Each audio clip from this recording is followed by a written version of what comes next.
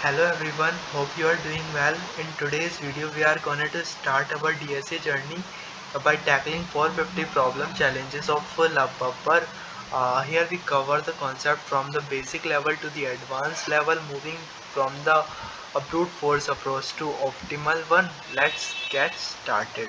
Today we are going to solve the first problem, which is reverse the array. In this problem we are given an array, we have to reverse the element. Suppose we are given an array like 1 4 3 2 6 5. We have to reverse like 5 6 2 3 4 1. Let's move to our whiteboard to understand the problem more clearly. So suppose we are given an array like this: 1 2 3 4 and 7. We have to print the element in this order. First we have to write 7, then we have to write 4, then we have to write 3, then we have to write 2, then we have to write 1. So what could be the possible approach that we can think of? The first approach that we can think of is, suppose we have an array like this: 1 3 5 7, and the indexing is 0 1 2 3. We create a new array of the same size as the input array. So 1 2 3, 0 index, 1 index, 2 index, 3 index. So now we take two pointer. One is the end of the given array and one is the starting of a new array. So what we do, first we write 7 over here and decrease this pointer by 1, sorry, and increase this pointer by 1. Now we write 5 over here and decrease this pointer by 1 and increase this, sorry, increase this pointer by 1. Now we write 3 over here and increase this pointer by 1 and decrease this pointer by 1. Now we write 1 over here and increase this pointer, sorry, this pointer by 1 and decrease this pointer by 1. Now we have to make changes in the first array. In place of 1 we have to write 7 over here. In place of 3 we have to write 5 over here. In place of 5 we have to write 3 over here. In place of 7 we have to write 1 over here. Now let's move to the coding part and then again we do dry run to understand it more clearly. Now move to our coding part. Now we create a new array of same size as the input array. Now take two variables in start, which is initialized with 0, and one is end, which is initialized with array.size -1. We take a while loop until end greater equals to 0. Initialize the end index value to the start index of new array, and decrease the end by 1 and increase the start by 1. Now we insert value of new array into the old array. Plus plus ARR of I is what? Back of I, and compile it to check if it is working fine or not.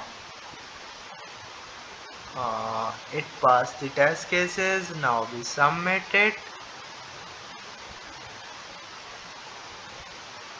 Yes, it passes all the test cases. Now we take the screenshot and move it to our whiteboard. Let's make some space over here, do some small kind of stuff. And let's assume that we are given an array like this, 1, 3, 5 and 7. Indexing will be 0, 1, 2 and 3. Let's create a new array. uh, Indexing will be 0, 1, 2 and 3. Our end pointer will be pointing over here as we discussed previously, and the start pointer will be point over here.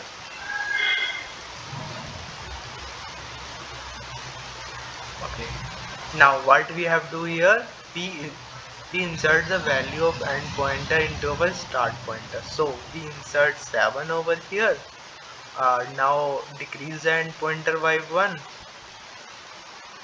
So end pointer will come over here and increase the start pointer by 1. So start pointer will come over here. Now we insert 5 into our new array and decrease that end pointer by 1, or increase the start pointer by 1. Now we insert the value 3 into our new array and decrease the end pointer by 1 and increase the start pointer by 1. Now we insert 1 to our new array, decrease the end pointer by 1, decrease the end pointer by 1 and increase the start pointer by 1. Now end will reach to the -1, then the condition meets, then our while loop will be terminated. Now what we have to do? We have to do is what? We have to update the value of our input array. Instead of 1 we write 7, instead of 3 we write 5, instead of 5 we write 3, instead of 1 we write 7 we write 1. So here's the way that we tackle this problem. Now move to our next approach. In this approach, what we can do, here suppose an array like this, 1, 3, 8, 9. We take two pointer. One is start pointer, which is pointing out the start of the array.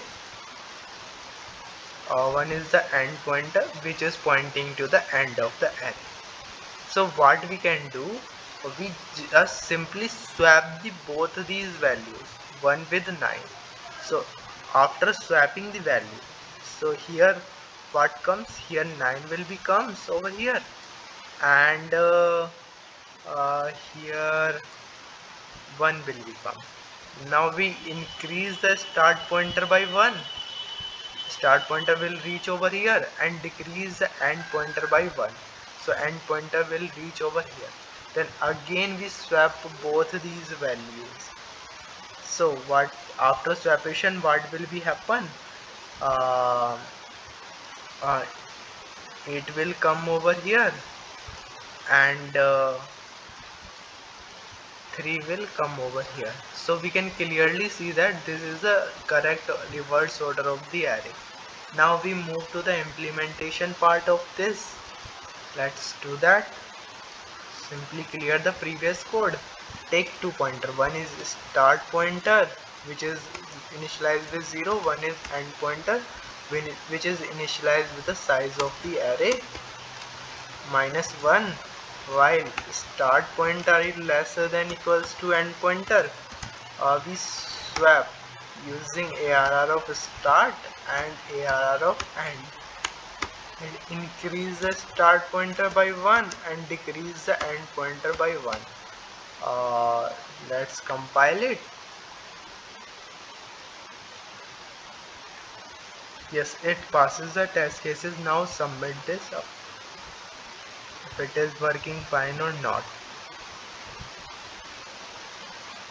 Yes, it passes all the test cases.